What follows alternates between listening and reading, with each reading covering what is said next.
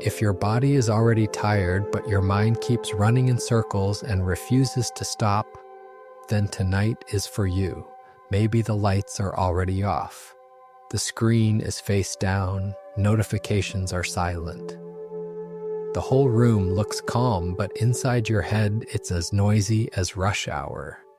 You replay old conversations, you think of replies that never actually happened. You ask yourself the same question you've asked so many times. Did I do something wrong? What's going to happen tomorrow? What are people really thinking about me? None of that is here right now. There's no one standing in front of you, no new email popping up, no fresh message just arrived. Yet your body reacts as if it's all happening. Your chest feels a little tight, your jaw is a little clenched, your stomach feels a little heavy.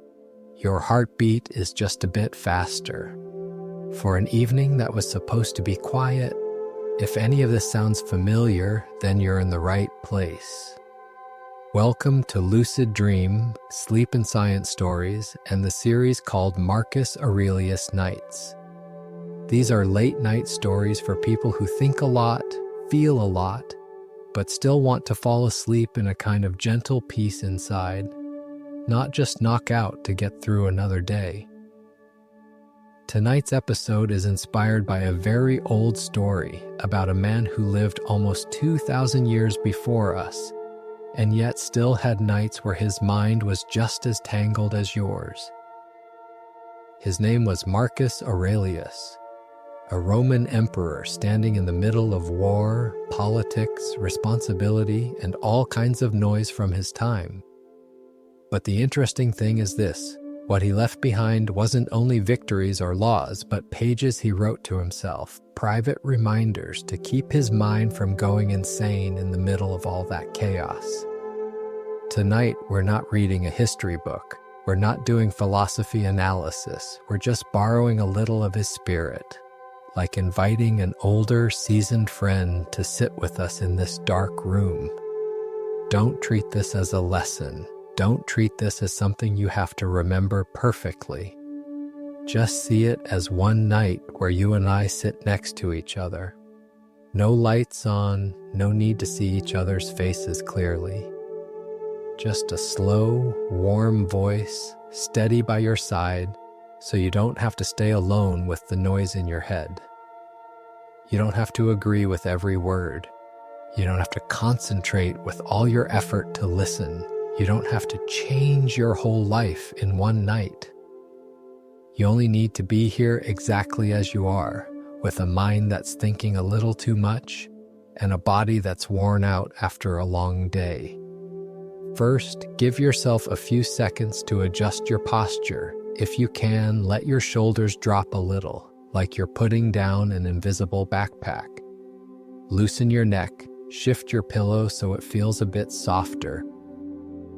If your hands are clenched, let them relax a little. On the blanket, on your chest, or resting along your sides. If you want to close your eyes, close them. If you feel calmer with your eyes slightly open in the dark, that's fine too. Here, there is no correct position. There is no one right way to breathe. There is only you, and this small pocket of time that you're allowed to call your own. Overthinking often shows up like a guard who never finishes a shift. It checks every detail, it replays every sentence. It predicts every worst-case scenario it can think of. It asks, what if tomorrow goes wrong? What if people look at me like that? What if I disappoint someone again? From a distance, it looks like the enemy of your sleep. But if you look a little closer, you might see it's only trying to protect you.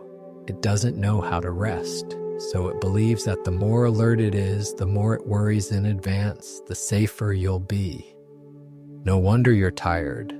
No wonder that at night it feels like there's a never-ending meeting going on in your head. And then you start blaming yourself. People keep telling me to stop overthinking. Why can't I do it?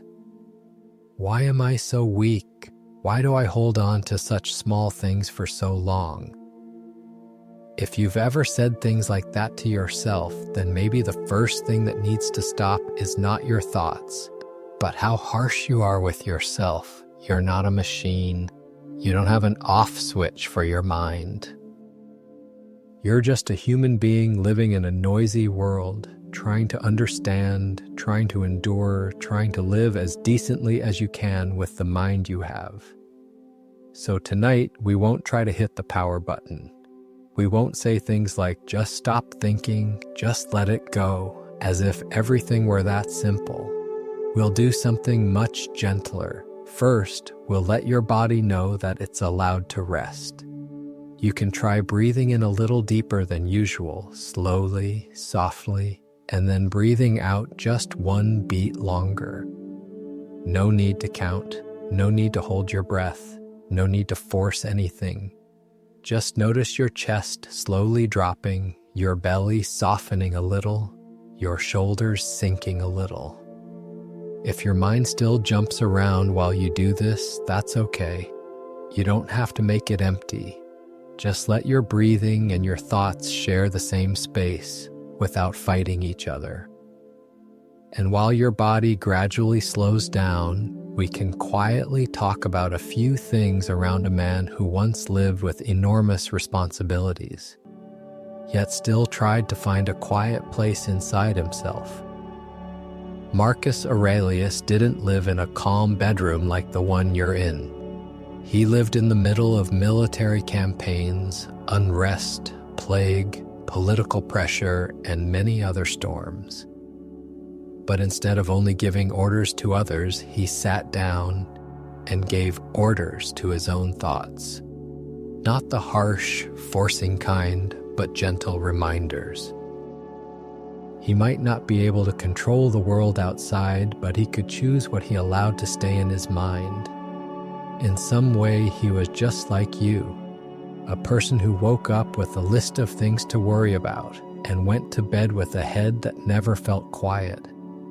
The only difference is he left traces of those inner conversations on paper. You leave them in sleepless nights and in mornings where you wake up already exhausted even though the day hasn't started yet. Tonight, we borrow a little of that spirit. But we don't need complicated words. We don't need to treat philosophy like a school subject. We're just going to try looking back at ourselves with a softer gaze. If you'd like, you can place a hand on your chest or on your belly, very gently, and feel your breath moving in and out. Each time you notice you've been pulled into a familiar old thought, there's no need to panic. You can simply say quietly, "Right, I'm thinking about that again," and then come back to the feeling of your hand on your body and the sound of this voice flowing steadily by your ear. No need to win, no need to be better than anything, no need to prove that you're strong enough to stop thinking. Tonight, you only need to be gentle enough with yourself, a little gentler than the way you usually treat yourself every day. Maybe for a long time you've been used to playing the strong role, the one who carries responsibility, the one who isn't allowed to be weak.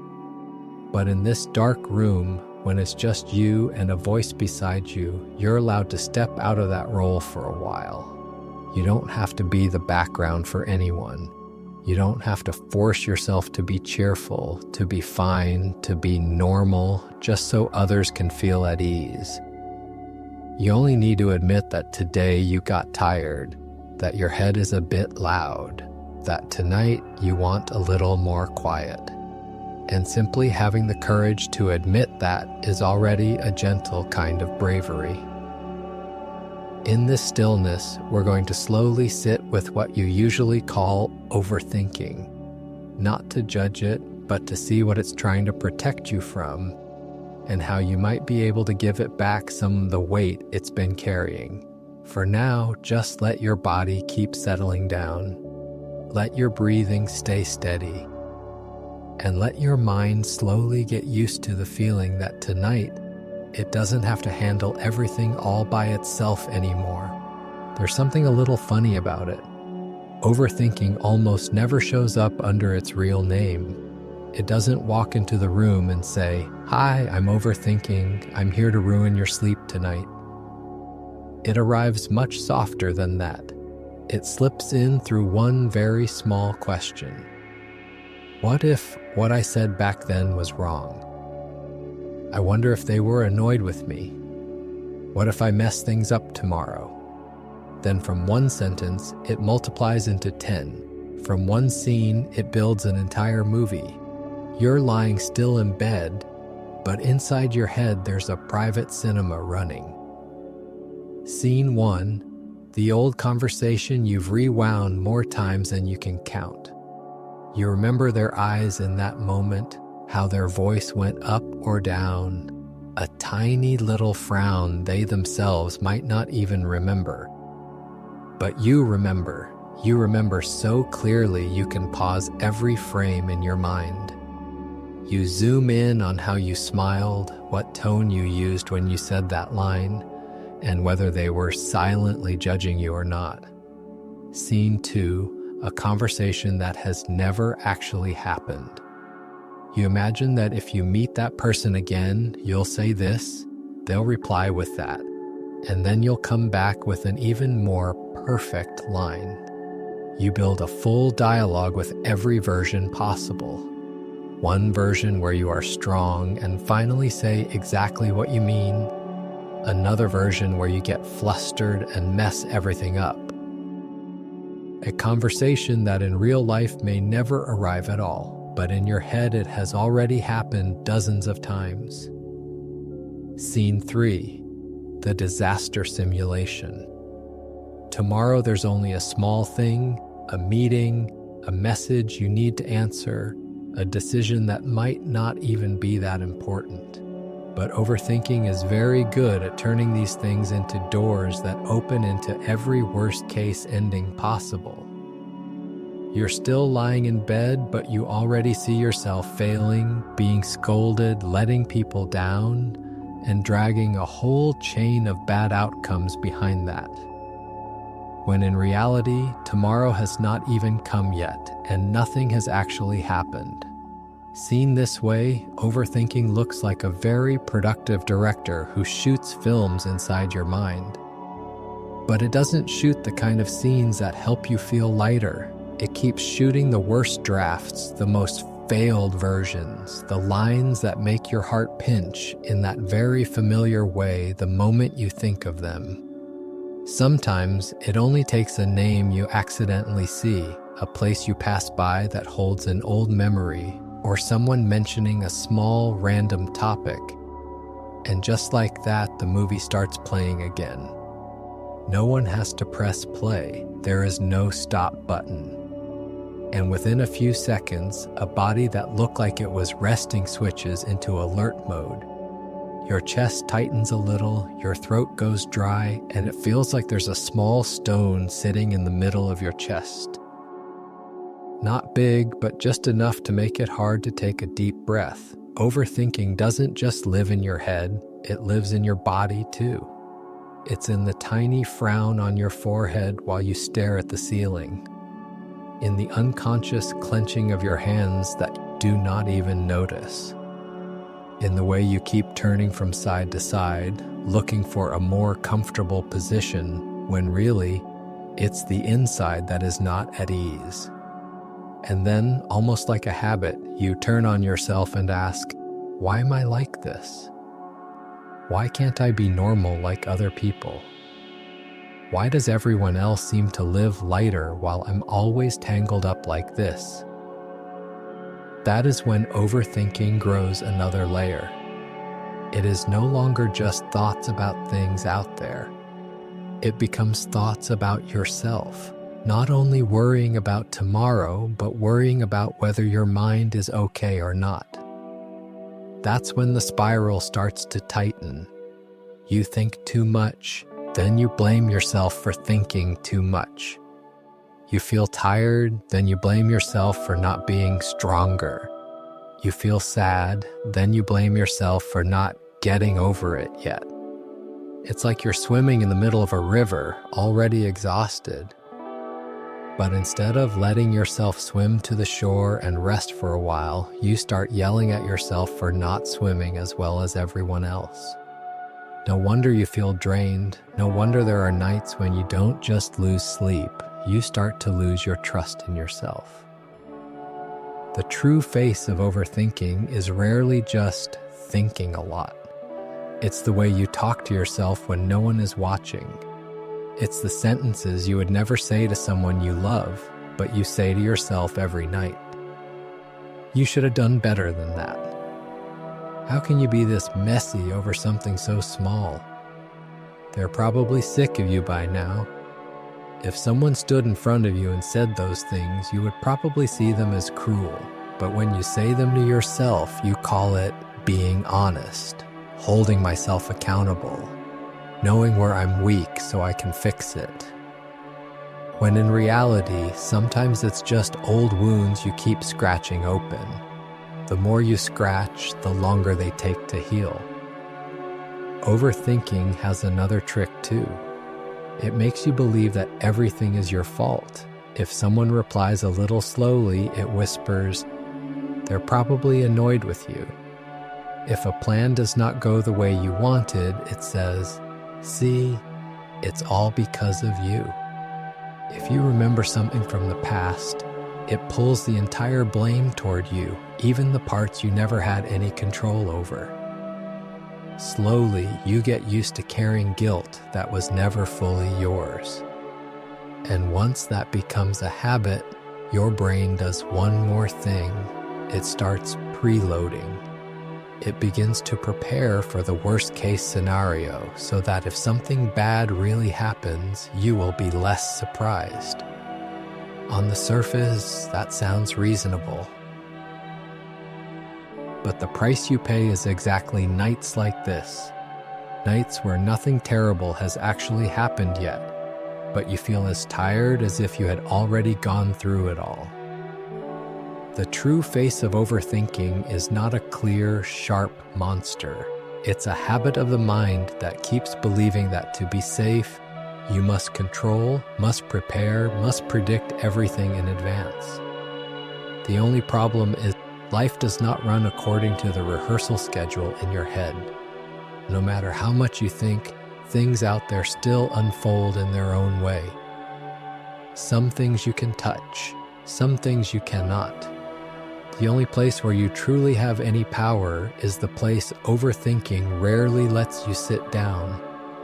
Inside yourself, in the way you look at things, and in the way you talk to yourself. But to reach that place, there's something you need to do first. Look straight at overthinking without cursing it, and without cursing yourself. Try seeing it as an old friend, a bit dramatic, a bit over the top, but originally it showed up to protect you in those seasons of your life when you felt very unsafe. Maybe back then, worrying in advance helped you avoid a few problems. Maybe thinking too much helped you prepare better for one important moment. Maybe being sensitive to other people's looks and words helped you survive in an unpleasant environment. It's just that now, it's still using an old toolkit for a life that has changed, like wearing heavy armor to take a walk in a quiet park. You don't need that level of protection anymore, but your body has gotten so used to the weight of it that it feels like you're not safe without it. Tonight, as we look at overthinking, we're not going to force it to disappear. We're only going to try taking off one layer of armor very gently. Not so we can become careless or numb to life, but to remember that we're allowed to live without being in constant alarm mode. And maybe, for the first time in a long while, we let ourselves believe that safety doesn't only come from preparing for every disaster, it also comes from knowing how to stand on our own side, even when things do not go our way. Right now, you can try doing something very small. Bring to mind a recent thought that has been keeping you up at night. You don't have to pick the heaviest one, just a small piece is enough. See it as if it's appearing on a screen in front of you, not sitting in your chest, not pressing down on your head. And instead of asking, "How do I stop thinking about this?" you can ask a softer question. What is this trying to protect me from? Maybe it's from the feeling of being abandoned, from the feeling of failing, from having to face a certain truth. You don't need to answer right away. You don't need to analyze deeply. You only need to accept that behind every spiral of thoughts, there is a very real, very human fear. When you start to see that face, you stop treating overthinking as the enemy. And you see it more as a part of you that has been overworked for far too long and has never once heard anyone say, "That's enough now, you can clock out." And maybe from that simple moment of seeing, a softer path will start to open for both your mind and your body, so they can slowly learn how to rest again. There is a soft but important truth that many of us forget for a very long time. Your mind is not your enemy. That overactive head of yours was not born to ruin you, not born to steal your sleep, and definitely not born to hold your life back. It has been with you since your very early years. Those first moments you were afraid of being scolded, afraid of disappointing the adults, afraid of falling out of the group, afraid of being left behind. It learned to watch everything around you, and then it came to a very simple conclusion. If you want to be safe, you have to see things early, think ahead, worry in advance. So from then on, whenever something made you anxious, it worked over time. When you were small, maybe it really did help. It reminded you to do your homework, to be careful with your words, to try to predict other people's reactions so you could avoid being shouted at or criticized. It was like a child who had learned that if it paid enough attention, if it stayed tense enough, then maybe it would hurt less. The problem is, it never learned how to grow up with you. You became an adult.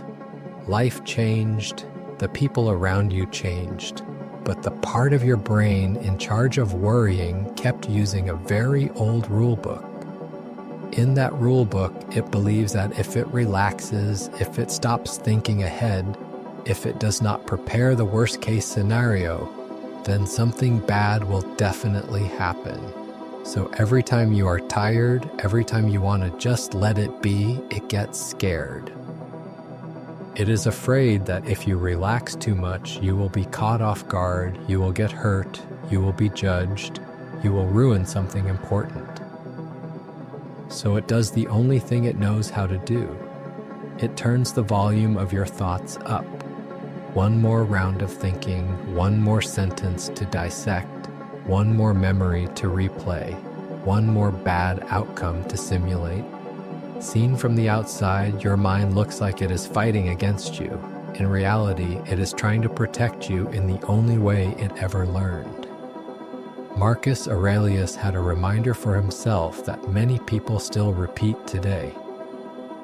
You have power over your mind, not outside events. Realize this, and you will find strength. You have power over your mind, not over everything that happens outside. At first glance, a lot of people hear this as, I have to control my thoughts. I have to force them to be quiet. I must dominate my mind at all costs. But if you look a little closer, sometimes power over your mind is not about defeating it.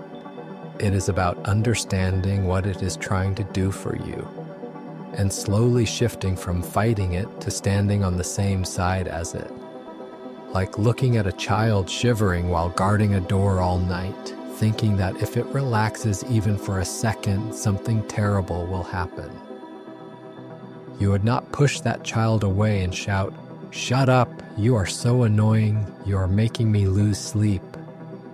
You would probably rather sit down next to it, put a blanket over its shoulders and whisper, "Thank you for keeping watch. But I am here now. You do not have to stand here alone anymore." Your mind needs a sentence like that too.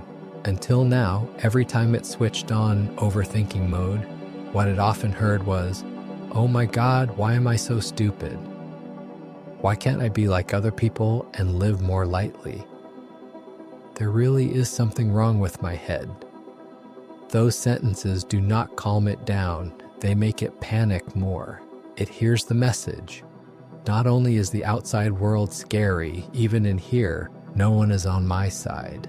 So it raises its alert level again. A bit of instability outside, a bit of criticism inside, and in between is you, the person who only wants to sleep and cannot. If tonight we change one small thing, not by banning it from thinking, but by changing the way we talk to it, what would happen then? Instead of, "There I go again, thinking too much, I am hopeless," maybe it becomes, "Yeah, you are worrying skin. You must be very tired."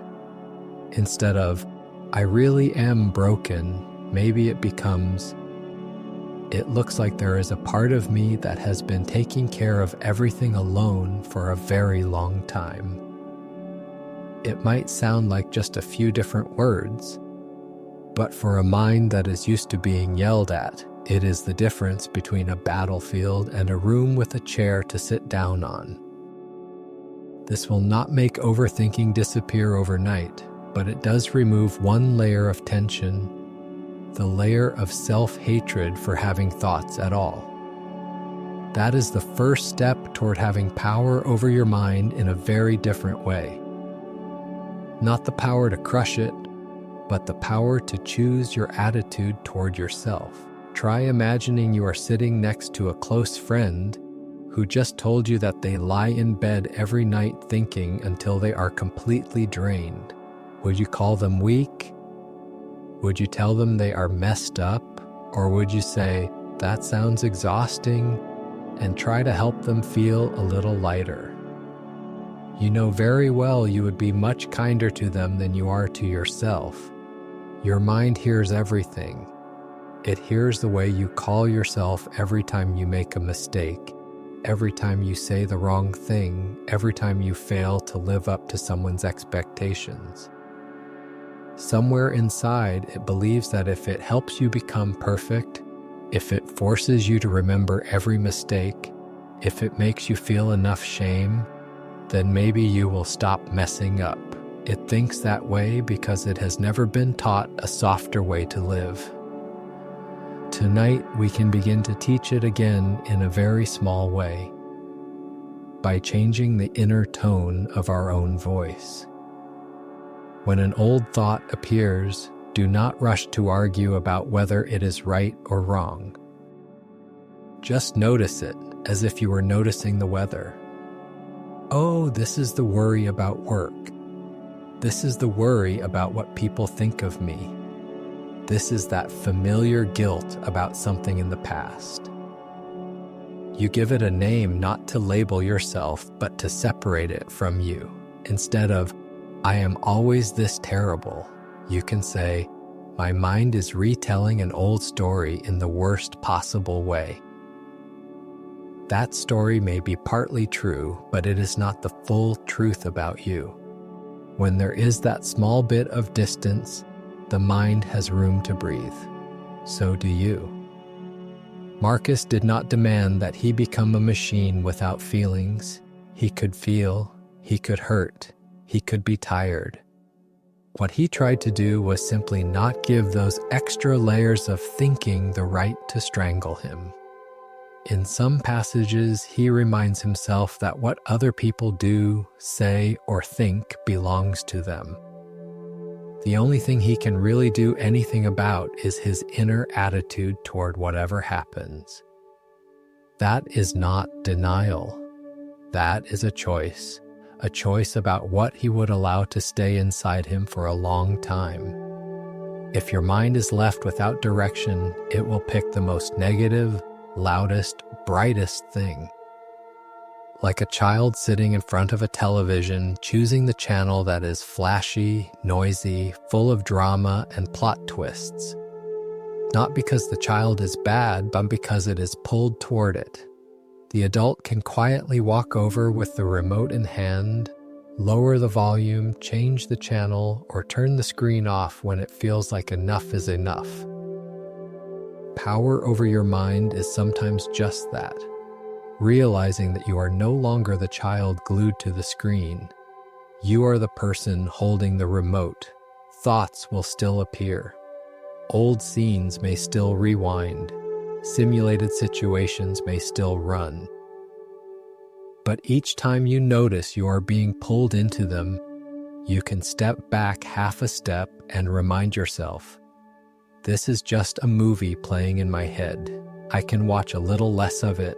I can turn the sound down. I can come back to the present before it fills the whole screen. Here, the mind is no longer treated as the enemy. It is a screen, a device, a place where things show up. What really matters is the one watching and how that person treats themselves while the movie is playing.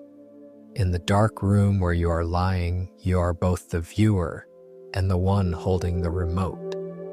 Your head may still be noisy, but another part of you is starting to learn how to sit a little more quietly, how to speak to yourself a little more gently, how to trust that this mind, no matter how tangled it feels, is not abandoning you.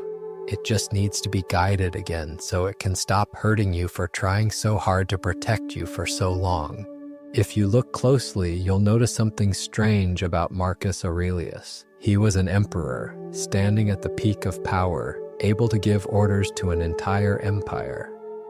Yet what he wrote down was not commands for other people, but tiny reminders for himself in the moments when his own mind was in knots. Those pages were later called meditations. But for him, they were just small pieces of self-conversation, the way you lie in bed and think quietly to yourself every night. The difference is he wrote them down, and he was honest enough not to polish himself up. There are passages where he admits he is tired, frustrated, angry, disappointed in others, and disappointed in himself. But instead of stopping there, he gently pulls himself back with very simple lines about what really matters and what is just noise inside his head. There's a sentence people love to quote: "The happiness of your life depends upon the quality of your thoughts." The happiness of your life depends on the quality of the thoughts inside you. Hearing that, it's very easy to misunderstand.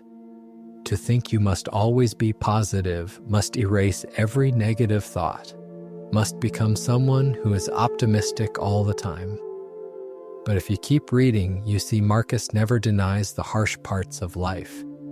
He knows very well that people can be selfish, unfaithful, ungrateful. He knows illness, loss, and death are things no one can avoid. He does not sugarcoat anything. What he does is remind himself not to let those things take over all the space inside. Not because they do not hurt, but because if they fill every corner, there is no room left for anything else. When you are overthinking, the quality of your thoughts often looks exactly like that. It is not that you are not smart. It is not that you lack depth. It is that the thoughts being given priority are mostly the heaviest ones, the darkest ones, the most judgmental ones. Marcus does not say, never think about bad things. He just suggests that you can choose how you look at them and how long you let them stay in your mind. There's another quiet line where he writes, "Nowhere you can go is more peaceful, more free of interruptions than your own soul. No place you can go is more peaceful, less disturbed than your own soul." Hearing that in modern life, you might let out a small laugh, because inside you often feels like the noisiest place of all. But if you put it back into his context, in the middle of military campaigns, the court, endless meetings, you can see this is a reminder, not a description. A reminder that no matter what happens outside, the inside can still be built into a private room if you're willing to turn inward and start tidying it up. When you're overthinking, that inner room of yours often feels like a storage dump where everything has been thrown in at random. Today's events, things from 5 years ago, fear of the future, offhand comments people made, looks you did not fully understand. They all pile on top of each other, and every night all it takes is touching one tiny piece for the whole stack of memories and scenarios to come crashing down. Marcus chose to do something else. He sat down, looked at each layer, and asked himself, does this fall inside what I can actually do something about? What can I do with it right now? If I cannot, is it worth letting it stay in my head forever like this? That is not denial of reality, it is sorting. In your world too, there are things that clearly sit on two different sides. On one side are the things you can do something about. A conversation you can choose to start, an email you can finally answer, a decision where you can look for more information before you choose. On the other side are the things that will not change right away no matter how many extra circles you think in. Someone's attitude, an outcome that already happened, other people's opinions of you, things that have already been missed. When you are overthinking, your mind tends to pull both kinds together into one pile. You lie in bed in the dark, and it feels like you have to solve everything tonight. No wonder you collapse. The Stoic spirit Marcus points to is not ignore everything, and it is not the worse, the better. It is more like putting a table in the middle of the room in your mind. Every thought, every worry that walks by, you place it on the table and ask, is this something I can actually act on, or is this something I can only acknowledge as it is? If it belongs to the first kind, you can gently note, tomorrow I'll send that message. Tomorrow I'll ask someone about this. Tomorrow I'll adjust that plan. Then let yourself set it aside, because tonight is not the time to do it. If it belongs to the second kind, the things that are beyond your reach, you do not have to force yourself to accept them all at once. You only need to admit that even if you think 10 more rounds, they will not change. And if that is true, then maybe you do not have to let them take up the whole night. Marcus lived with a very clear awareness that a human life is short, very short. Sometimes he reminds himself how small he is, how small his worries are against the long flow of time. Not to belittle his pain, but so it does not become the entire picture. Overthinking usually does the opposite. It zooms in extremely close on one point, one detail, one sentence, one look. It pulls you in so close that you forget how many other things still exist around it. In that moment, it feels like your whole life has shrunk down to just that one thing. Calmness is not standing above it all, looking down and saying, it's nothing. Calmness is stepping half a pace back so you can remember that no matter how heavy this feels, it is still only one part of a bigger picture, not the whole thing. If you are lying here with something that keeps repeating in your head, you do not have to force yourself to see it in a positive way right away. You can just try stepping back a little. Imagine the whole of today as one long film. The thing you are thinking about is just one segment, one scene, one frame. Before it, you have already passed through so many other scenes. After it, there will be more scenes too. Marcus did not have YouTube, did not have social media, but he had his own way of zooming out from whatever was occupying his mind. He reminded himself of how brief life is, how everything will eventually pass, how so many things that feel huge today, when you look back later, will just be one small part. When you remember that, a tiny gap opens up between you and your thoughts. In that space, there is room for one deeper breath, room for your body to relax a bit more, room for the idea that you do not have to let this one scene keep playing all night. Calm in thinking is not a state where everything is always quiet. It is the ability to notice when your mind starts to run and to gently bring it back instead of letting it drag you so far that you forget where you are, forget which bed you are lying on, forget that you are in a real body that genuinely needs rest. Tonight, you do not have to become Marcus Aurelius. You do not have to become a philosopher. You only need to borrow a little of his spirit to remind yourself that inside you there is also a capacity for calm like that. Not calm because life has no problems left, but calm right in the middle of many things to worry about.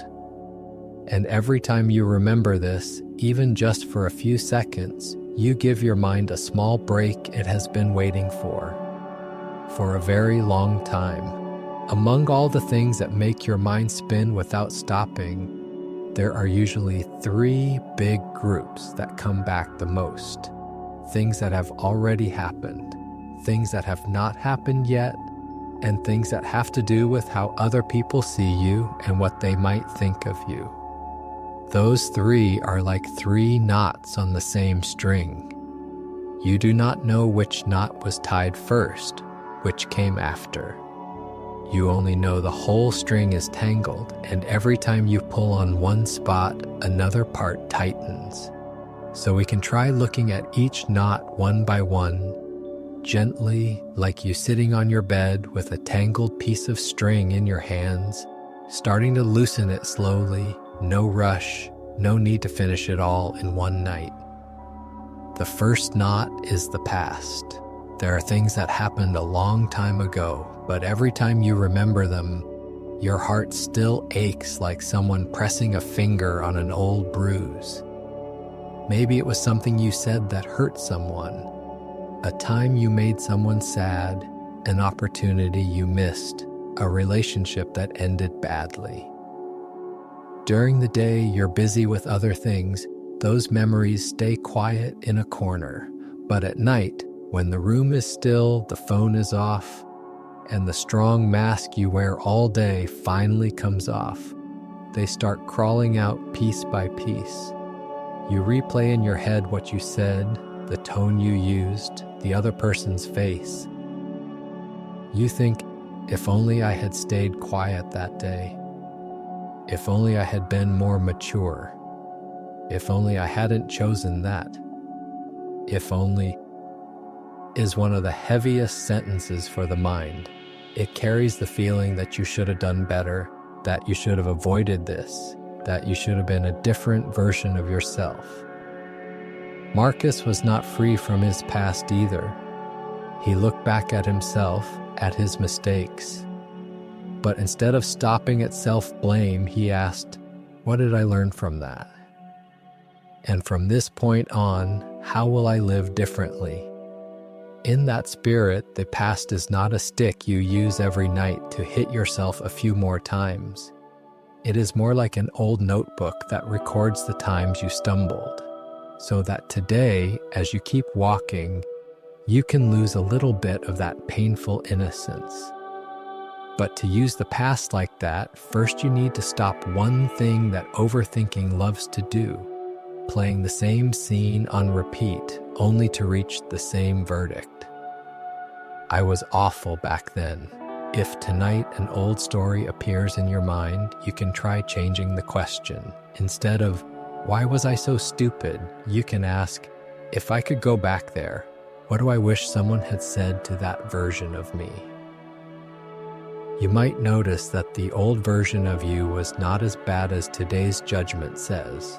Maybe it was just a kid or someone very young doing their best with what they knew and with what they had. If you feel more compassion for them than hatred, then in that moment the past loosens its grip on the present a little. The second knot is the future. Some nights it is not the old things that keep you up, but the things that have not happened yet. Tomorrow there is an important meeting, a new decision, a conversation, an email, a sentence you know you need to say, or even bigger. The future shows up as questions like, how am I going to live my life? Am I good enough? Where will I be in 10 years? Your brain is very good at running test simulations. It walks you through every possible scenario. What if I fail? What if they do not believe in me? What if I fall behind everyone else? And in those imagined scenes, you often stand there alone. No one next to you, no one who understands, no one who will catch you. No wonder the more you think about the future, the more lonely you feel. Marcus lived in a world where his future was tied to the fate of an entire empire. He had plenty of reasons to think far ahead, to lose sleep, to calculate every move. But he reminds himself that the only time he can actually touch is the present moment. Tomorrow has not arrived yet. And when it does, it will arrive the same way today did, 1 second at a time, one task at a time. Not everything at once. Overthinking about the future takes all the worst possibilities and throws them at you in one go. It does not let you have the right to move step by step. It forces you to imagine the whole long road and then demands that you carry the exhaustion of the entire journey while you are still standing at the starting line. If tonight the future is sitting heavily in your mind, do not have to pretend you are not afraid. You only need to remind yourself that no matter what tomorrow brings, it will still come in small pieces. Tomorrow you will only live tomorrow, not the whole year ahead. Just like today, you could only live today, but you made yourself live through countless simulated futures in your head in just a few hours in bed. Maybe you can give yourself permission to prepare just one small thing. For example, if you have a meeting tomorrow, the smallest thing you can do tonight is write down 2 or 3 main points. Then stop. Leave the rest for tomorrow. If you need to talk to someone tomorrow, the smallest thing tonight is to honestly write down one thing you most want to say to them. No need for a perfect script. No need to imagine their reaction. Just one step. Then pause. The future is not something you can solve in one sleepless night. The third knot is other people's eyes. Some nights you're not being chased by the past, you're not being pulled by the future. And you still cannot sleep because of one small question in your head. I wonder what they think of me. A simple question with a frightening weight. You think about the time you talked too much, the time you stayed too quiet, the time you said no, the time you asked for a break, the time you turned down an invitation, the time you posted something online. You imagine each face, each look, each comment, even when those things may not exist in real life at all. In truth, if you ask people directly, most of them would have forgotten. But in your head, the story keeps going. Overthinking loves this area because it touches a very deep human need. The need to be accepted, to not be left behind, to not be looked down on. Marcus was not spared from judgment either. From being misunderstood, opposed, criticized, he did not try to control every thought in every person's mind. Instead, he turned the question around. Am I living in line with what I truly believe is right? Have I done what is mine to do? The rest is in other people's hands. Do I really want to let those things hold the strings inside me too? He reminds himself that people see through their own eyes, through their experiences, their wounds, their personality. Those eyes are not always the truth about you. When you lie in the dark, your mind can easily turn every glance into a verdict. you can imagine if there were a little camera recording everything you have done. Every time you tried, every time you held yourself back, every time you were kind to someone even when no one saw. If you replayed all of that, you would probably be softer in how you judge yourself. But overthinking about other people's eyes usually erases the whole tape and keeps only the moments where you were clumsy, awkward, small. Tonight, if someone is showing up in your mind with a gaze that makes your chest heavy, you do not have to hate them, and you do not have to defend yourself either. You can simply remind yourself, they see with the way they know how to see. And I know better than anyone what I have gone through, how hard I have tried.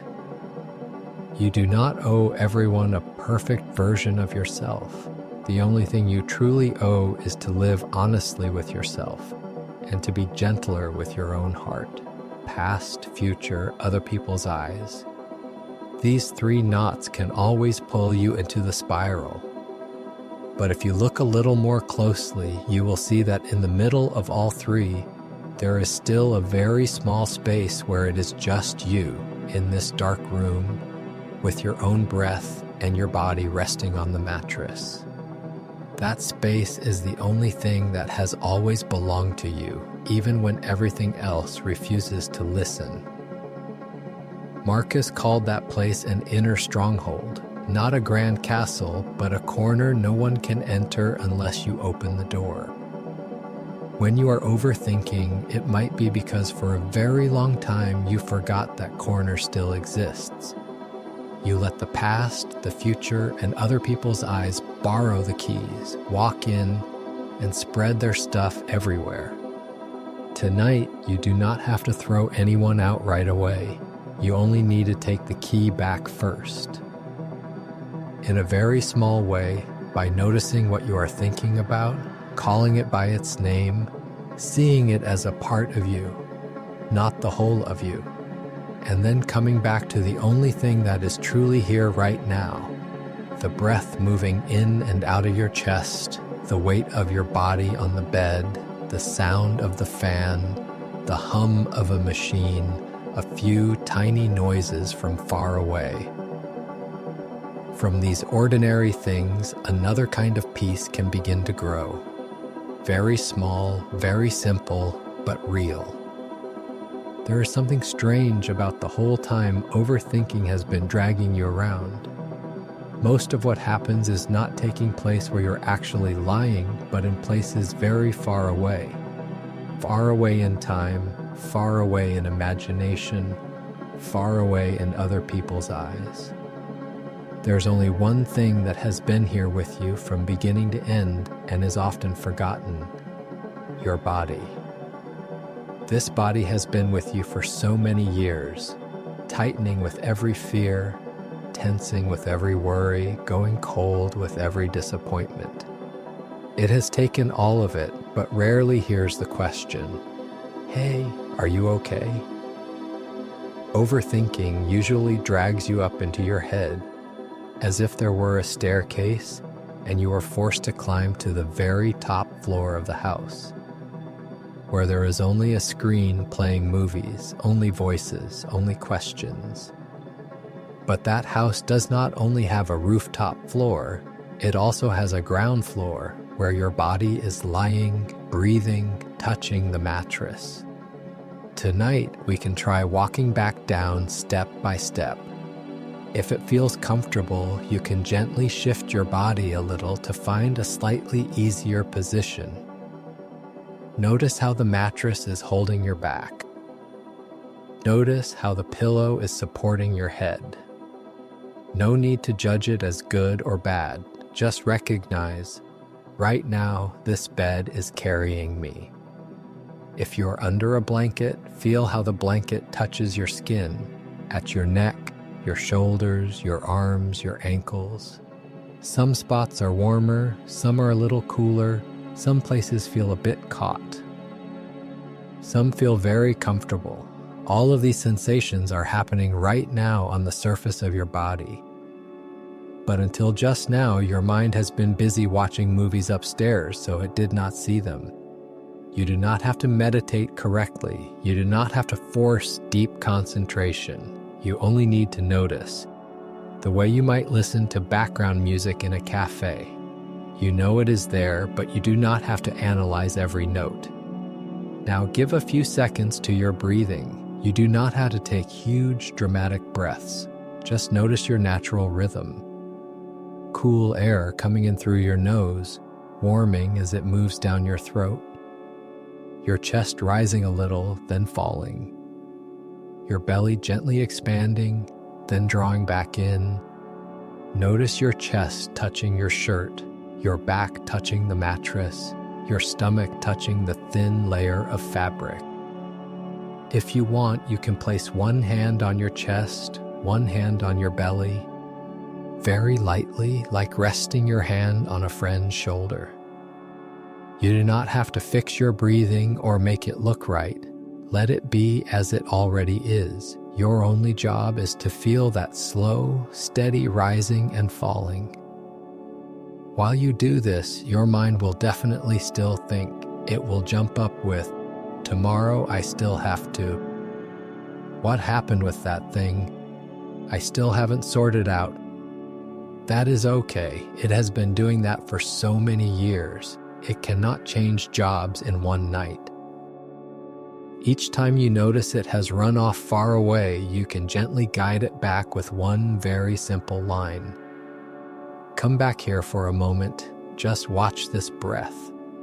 You are not banning thoughts. You are simply inviting your mind to sit a little closer to your body instead of standing way up high, looking down at your life with a long list of judgments.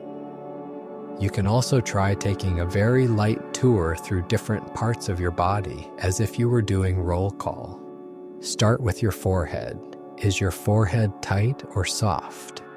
If it is slightly furrowed, see if you can let it smooth out just a little. Like when you hear something that makes you feel reassured. Then your eyes, are they squeezed shut, gently closed, or still open? If your eyes are tired, you can imagine someone placing a thin cloth over them, warm but not heavy. A little lower are your temples and your jaw. Many people clench their jaw when they are worried without realizing it. You can try letting your mouth open just a tiny bit so your jaw can drop, and then allow it to close again without gripping. Notice where your tongue is inside your mouth. Is it pressed against your teeth or resting loosely? You do not have to judge it. Just notice. Move down to your neck, then your shoulders. The shoulders are where many people carry their whole life. Carrying the weight of the world on your shoulders is not just a metaphor. You can imagine there is an invisible backpack sitting there. Inside it are house chores, work tasks, thoughts about other people, money worries, thoughts about the future. Tonight, you do not have to wear it. You can picture yourself sliding the straps off and setting the backpack down beside the bed. It is still there. It has not disappeared. It is just no longer on your shoulders. Then see if your shoulders can drop even a little. From your shoulders, let your attention drift down your arms. Where are your arms resting? On top of the blanket, under the blanket, around a pillow, or folded in. Feel your skin touching fabric, touching air. If any finger is stiff or clenched, you can let it open up a little, just a little. Then come to your chest. Here, you might bump into more than just muscles. There are nights when your chest is not just the feeling of air moving, but also a kind of heaviness that is hard to name. That is okay. You do not have to get rid of it right now. Just place your hand there and acknowledge, yeah, my chest is heavy tonight. I see it. The simple act of having one part of you willing to look straight at it without turning away is already a kind of gentleness. From your chest, move down to your belly. The belly is where a lot of emotions get stuffed when you do not want to cry, do not want to show anything, do not want to bother anyone. You can take a very slow breath in, let your belly gently expand, then breathe out and let it soften. Each time you exhale, you can imagine setting down just a little piece of today, not all of it, just a bit. Then allow your belly to soften again. Further down are your hips, thighs, knees, calves, ankles, and feet. Feel your heels touching the mattress. Notice which direction your toes are pointing. Maybe you have never sat and thought about each part like this before. It might sound like a strange exercise. But really, this is just a way to remind your mind that beyond all the stories it is telling, there is still a house it is living in. That house is not in the past, not in the future. It is here, on this bed, with you. Marcus says that inside each person, there is a place the outside world cannot touch unless we let it. One of the doors into that place is the body. When you come back to these small sensations, to your breath, to your heartbeat, to the weight of your body on the bed, you are coming back to the present in the simplest way possible. Not the present as in the slogan, live in the present, but the present in its most basic meaning. Right now, no one is shouting at you. Right now, no one is standing in front of you demanding an answer. Right now, no email is popping up. Right now, there is only you and a few very small sounds around you. If you listen closely, you might hear the fan, the air conditioner, cars in the distance, or simply the quiet of the room. None of these things are judging you. They are just there. And you, for these few minutes, are also allowed to just be there. You do not have to be the capable one. You do not have to be the wise one. You do not have to be the one making everyone else feel okay. Each time your mind tries to jump back to the past or rush forward into the future, you can gently pull it back with one of these anchors: your breath, the feeling of your hand on your chest or belly, the feeling of the blanket on your skin, the smallest sound in the room. You do not have to use all of them, just one that fits you best. It is like dropping an anchor to the bottom of the sea. The waves on the surface still rise and fall, but the boat does not drift too far away. Your thoughts will still come and go, but your body keeps you from being swept away completely. You do not have to defeat overthinking. You only need a place to return to each time it pulls you too far. And that place has never left you. It is just that tonight, for the first time in a long time, you are willing to look at it again and give it a chance to be a shelter. Instead of just a body your mind drags around everywhere. In the quiet of this room, in the slowing rhythm of your breath, in the heavier feeling of your body on the bed, a very small kind of peace may already be forming. Not loud, not dramatic, not the kind of peace you would post online, but the kind of peace that comes from finally sitting down with yourself from head to toe, one part at a time, and saying very softly, "Okay, I know you're tired. For now, we're going to rest a little." When you start coming back to your body, to your breath, to the feeling of the blanket on your skin, a small gap naturally begins to open between you and the stories in your head. At first, that gap is very thin, like a line of smoke. But if you give it time and a gentle kind of attention, it can grow into a real room inside you. Marcus Aurelius once wrote about how people are always looking for places to escape outside themselves. People look for retreats in the country, by the sea, in the mountains. People like to run to the mountains, to the sea, to some quiet little town.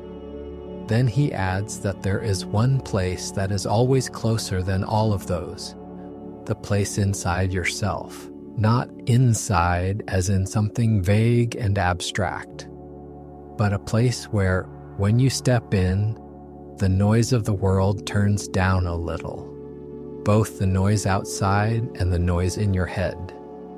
If you think of your mind as a house, maybe up until now you've been living in the living room, the place where every thought that passes by can just walk in, stand in the middle of the room, and start talking loudly. The past bangs on the door. The future climbs in through the window. Other people's eyes slip in through the back. Everything crowds into the room, all talking at once. No wonder you're exhausted, but that house is not only the living room.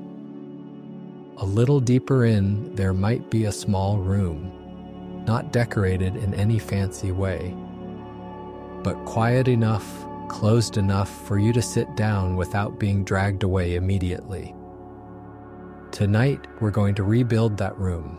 No need for complicated imagination. Just one picture that makes you feel safe. Maybe it's a small room with dark, soft walls and warm yellow light, and a window that's closed so the world stays outside. Maybe it's a little fabric tent in your own room, like when you were a kid, draping a blanket over chairs and crawling inside, feeling like you had your own tiny world. Maybe it's a quiet spot by the sea, with a flat rock where you sit, knowing no one will come over to disturb you. Choose one image that is the simplest for you. Then picture yourself stepping into that place tonight. Outside the room, life is still happening. Work is still there. Messages are still there. Relationships, questions, choices are all still waiting. But for a few minutes, none of them are allowed to come in with you, not because you are irresponsible, but because without this small separation, you will not have enough strength left to face any of it. Imagine you are closing the door, not slamming it, not in anger, just closing it softly but firmly. Inside the room, there is only you and your breath. You might still hear the noise from outside very faintly, like traffic far away. You cannot pretend it does not exist, but it is no longer loud enough to take all of your attention. If a thought tries to squeeze in through the crack under the door, you don't need to argue with it. You can just say quietly, "Tonight I'm in the quiet room. If you're really that important, we'll talk tomorrow." Then come back to the feeling of your body resting inside this small space. You don't have to prove to anyone that this room exists. You don't have to tell anyone about it. This is not a technique to post online. This is private territory, a safety zone, a place where no judgment is allowed to enter, not even your own. In this room, you don't have to be the capable one. You don't have to always be strong. You don't have to be the person who stays positive all the time. You are allowed to be a tired human being who has been holding everything together for many days, and tonight needs to sit down with no mask on at all. If it's hard to picture, you can let your body be the anchor. Feel your back leaning against the wall. Feel your hips resting on the floor or on a thick cushion. In your imagination, if you want, you can reach out and turn off a few switches on the wall. Each switch turns down a different kind of noise. The work switch, the social media switch, the invisible comparison switch, the trying to guess what everyone thinks of me switch. Once they're off, the room is not completely silent. But what's left are only the things that don't crush your chest. Marcus called that inner place a kind of fortress. The word fortress sounds big, but you don't need a castle. You just need a room where you can sit still without performing. A place where you can say to yourself, "Here, I am not on trial. Here, I don't have to be perfect. Here, I'm allowed to breathe. You can picture a hook on the wall. Hanging on it is a suit of armor you wear every day. The armor of I'm fine, the armor of it's okay, I can handle it, the armor of I have to toughen up faster. When you step into the room, you take off the armor and hang it there. Underneath that armor, your skin may still have bruises, scratches, tender spots that still hurt. That's okay. This is the place where they are allowed to show without anyone mocking them. Not even you are allowed to mock yourself here. If a familiar voice starts rising up, criticizing, blaming, comparing, you can imagine that voice standing outside the door. It knocks, but you don't open. You can say very softly, "Tonight we're not talking in that tone. If you want to come in, come back tomorrow with a different voice." The quiet room is not a place where there is only comfort. Sometimes it is exactly here that your deepest sadness and your truest fears finally show themselves. But unlike overthinking in the living room, where everything crashes in at once, here things come one by one. And when they appear, they are seen as visitors, not as the owner of the house. You are the one with the key. You are the one who decides when to speak, when to be silent. When all you need to do is place a hand over your chest and sit quietly with what you feel. Without analyzing, without dissecting, without forcing yourself to understand it all right away. Peace here does not mean the absence of sadness.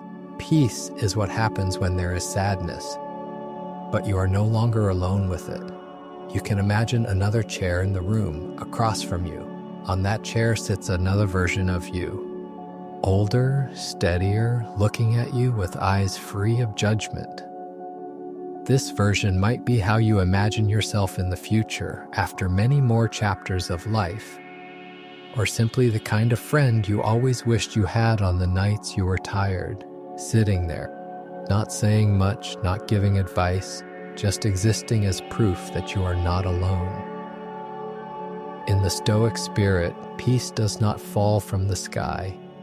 It is built the way someone builds a small room, with tiny bricks, one moment of speaking more gently to yourself, one moment of coming back to your breath instead of chasing an old story, one moment of daring to take off your armor when you're alone and admitting, "Yeah, I'm hurting." Each night, if you can, you step into that room, even for a few minutes. Over time, it becomes the place your mind knows how to return to when the outside world gets too loud. No one can see this room, no one can measure it. There are no badges, no certificates. But it is the thing that keeps you from being swept away completely. By the past, by the future, by other people's eyes, by long nights of overthinking that drain you dry. Tonight, right here on your bed, you've started laying down the first bricks by allowing yourself to lie down, to be tired, to not solve everything.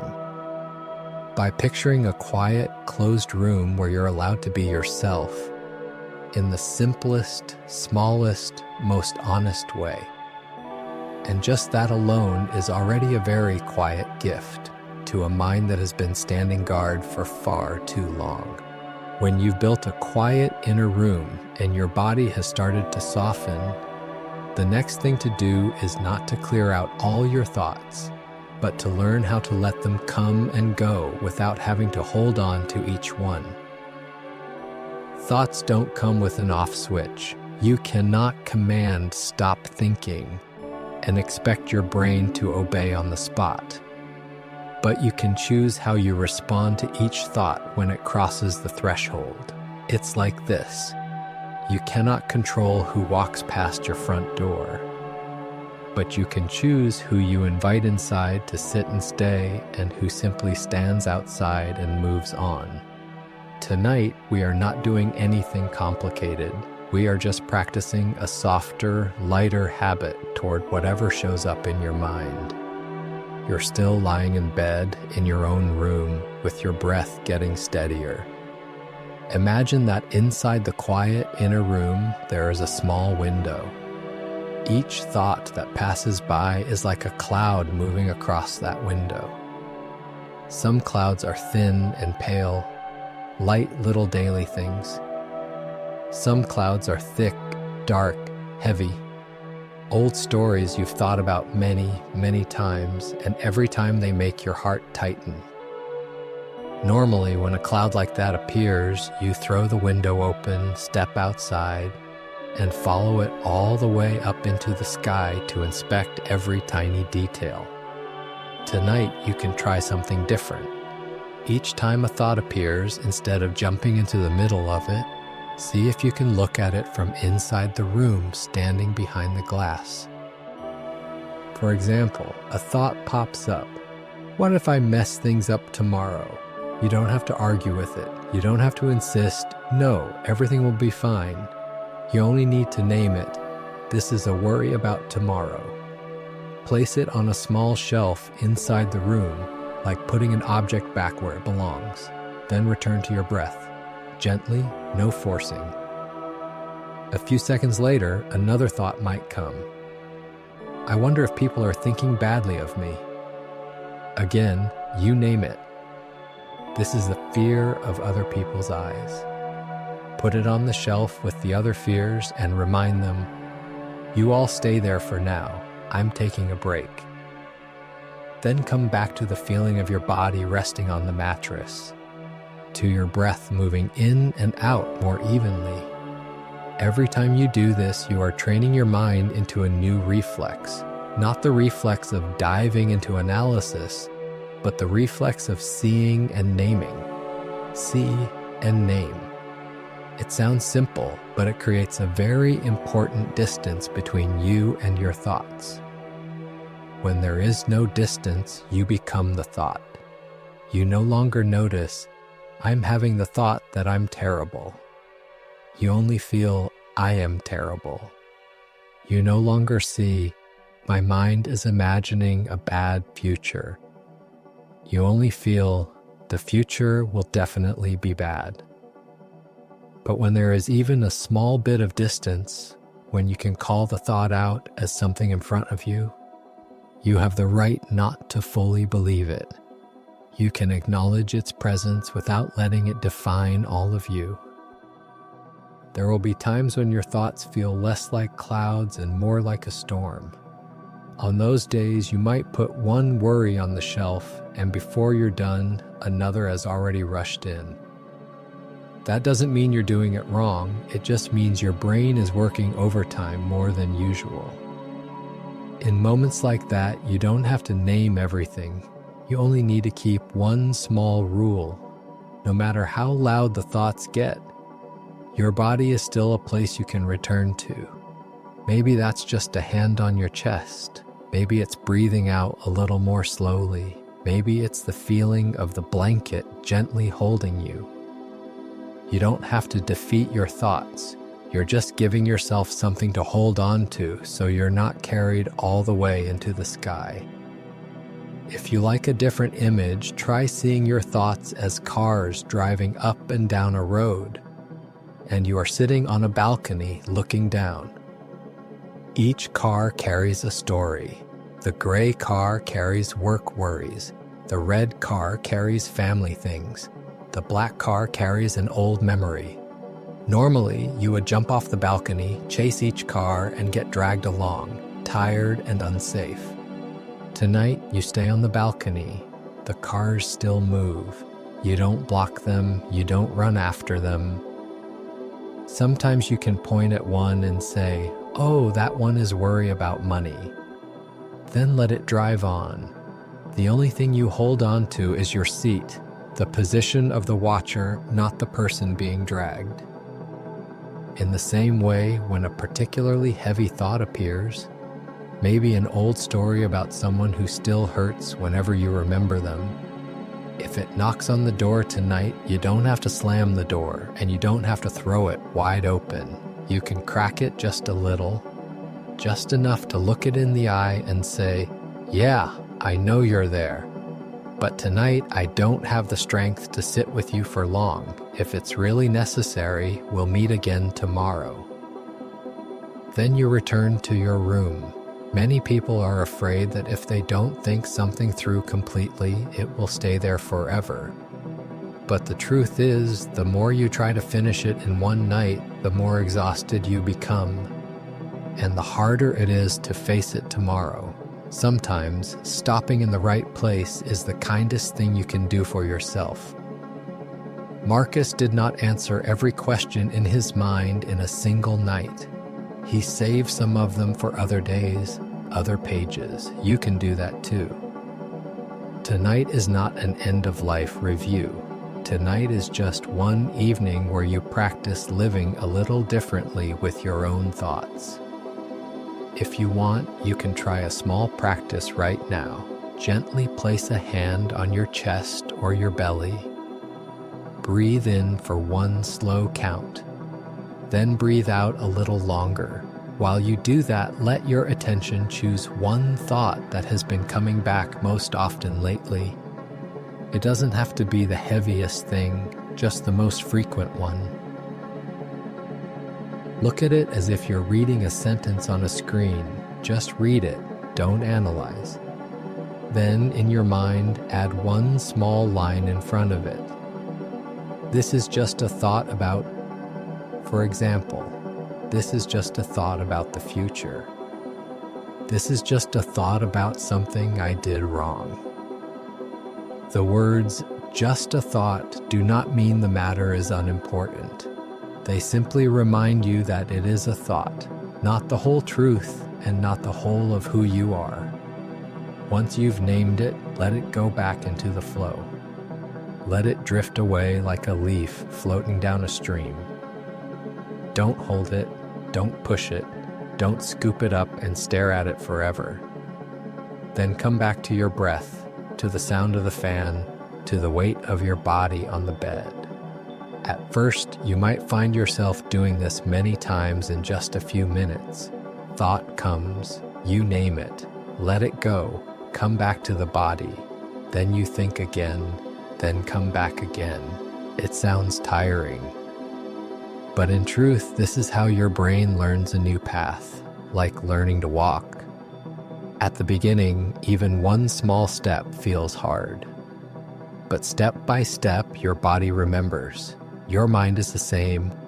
Every time you choose not to run after a thought and instead return to the present, even for a few seconds, you are laying down one more piece of road that leads from the spiral back to your quiet room inside.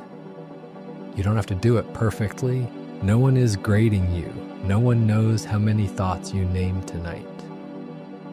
The only ones who know are you and your body. Through the feeling that there is a little more space between you and what you are thinking. In the Stoic spirit, we don't get to choose what people will say, what people will do, or how tomorrow will unfold. But we can practice choosing which thoughts are allowed to stay. The thoughts that make you curl up, drain you, exhaust you, steal your sleep. You can see them and set them down on the shelf. The thoughts that may be small but give you a sense of warmth, lightness, gratitude, you can invite them to stay a little longer. Tonight, you only need one tiny idea. Not every thought deserves to stay inside me until late into the night. You have the right to let them dissolve, like an exhale, like a cloud passing, like the sound of a car going by without turning back. And while that happens, your body is getting heavier on the bed, your eyelids thicker, your breathing deeper, your heartbeat more even. You don't need to do anything more.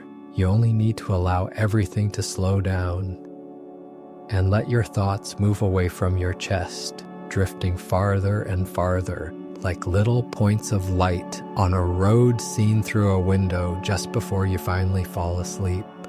By now, you might notice that tonight you've walked through quite a long circle, from being pulled into familiar spirals of thought to slowly seeing the true face of overthinking, from realizing that your mind is not an enemy, but a guard who has been working far too hard, from letting the past, the future, and other people's eyes drag you around, to gently loosening each knot without rushing, from living only in your head to remembering that you have a body, a breath, a quiet inner room inside yourself.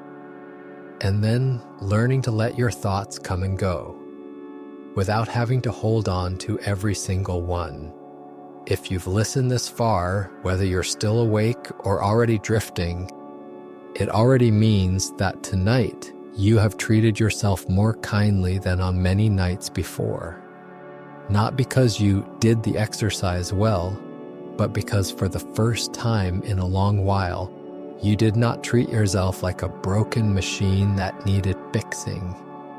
You treated yourself like a human being who is tired. Marcus has a gentle way of looking at each day. He reminds himself that every morning is a chance to live a little more in line with what he believes. Not perfectly, just a little more true. And every evening is a time to put down the things that don't need to be carried, so that tomorrow there is room for something new. Tonight, your night can be like that too. You don't have to untangle everything in your head. You don't have to fully heal in one session. You only need to set down one small part of what you've been holding. You only need one more voice among all the hundreds of thoughts. A voice that speaks a little more gently to you. That is enough. If your eyes are still open right now, you can try closing them once more. Let your eyelids grow heavier. Let your forehead soften. Let your jaw release, the way it does after a tired laugh. Your breathing doesn't have to be deep, only steady. And with each exhale, imagine setting down one thin layer of today. The worry about work, the thoughts about other people, the comparisons, the self-blame for not being good enough. You are not throwing them away. You're simply placing them down outside the door, so that inside the room there are only the things that truly belong to you. A tired body that is still here. A heart with many scratches that still wants to live kindly. And a mind that may overthink a lot, but tonight has been willing to sit down and listen. If any thought tries to come back, like a child who doesn't want to sleep yet, you can smile inside and whisper, "I hear you, but this, we'll handle it tomorrow. Tonight, I need to sleep first." No pushing it away, no yelling, just giving it a later time. A time when you're more awake and can stand beside yourself a little more firmly. In the Stoic spirit, strength is not about never falling. Strength is what happens when each time you see yourself caught in the spiral, you gently bring yourself back to the present, to what you can actually do, and to that quiet place inside that has not gone out yet. Tonight, your strength is not in how many problems you can solve. It is in being able to admit, "I'm too tired to keep thinking about this," and allowing yourself to stop. If you wake up tomorrow and the old stories are still there, the tasks are still there, don't rush to think, "Then last night didn't work." The point is that tonight you did not abandon yourself when you were most tired. You stayed with yourself, softer, slower, truer.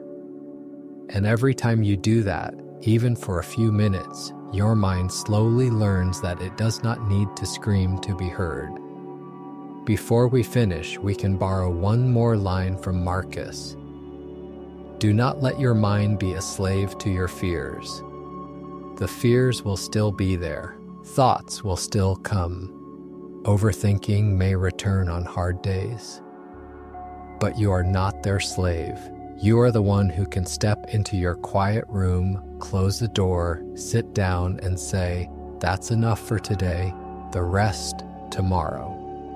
If your eyes are heavy now, if your body is sinking deeper into the bed, if your breath has grown even and slow, then I hope you simply keep sliding into sleep, even if these words continue reading themselves out. You do not need to hear the rest. You do not need to wrap anything up neatly. The completion is already here, in the fact that you stayed with yourself on a difficult night without running into noise or endless scrolling or pretending you were fine. You were honest about your tiredness, and that kind of honesty is always the beginning of real peace. So before you fall asleep, you can say quietly to yourself, "Thank you for getting through one more day. That's enough. Let's rest now." Let the rest belong to the dark, to the hum of the fan, to your breathing, and to a small piece of Marcus's spirit keeping you company. And if you wake up in the middle of the night and overthinking wants to return, you already know the way back to your quiet room. You can place a hand on your chest and remind yourself, "I have been calm before. I can be calm again." Now, let yourself fall fully into this night. All you need to do is sleep. Everything else can wait for the morning.